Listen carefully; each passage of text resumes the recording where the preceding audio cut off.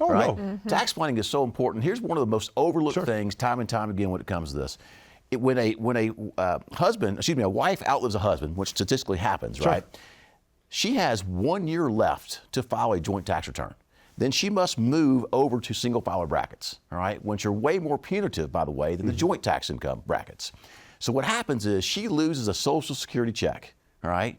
And then on the remaining income, she pays 50% more tax than she was on all the income combined when her husband was still alive. I have no argument for me. I think we always need to continue tax planning. I think tax planning is a nonstop function, and it will continue to change over time, which is why you need somebody to work with you when taxes inevitably continue to change. Okay, you guys say somebody to work with you. Brittany, how many times do you have somebody come in and say, nobody's ever talked to me in my plan? At least the advisor that I was with before didn't talk to me about my plan. Yeah, it's more frequent than you would think, where folks say, man, nobody's ever talked about this with me before. I'll give you a quick example. Okay. When we talk about diversification, we immediately think asset allocation, taking differences in risk tolerance, things like that.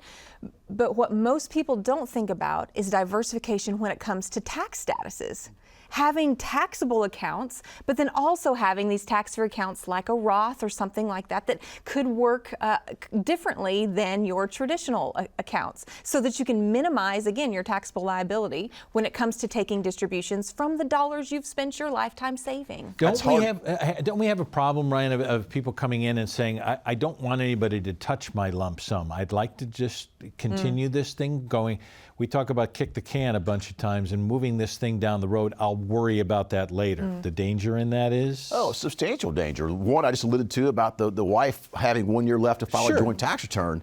But the reality is taxes will play a central role in how long your money lasts. And you cannot control what the tax rates are, but you can control, as Brittany mentioned, your composition of accounts. That is how much money you have in an IRA account, how much you have in a tax deferred account, and how much you have in a tax-free account.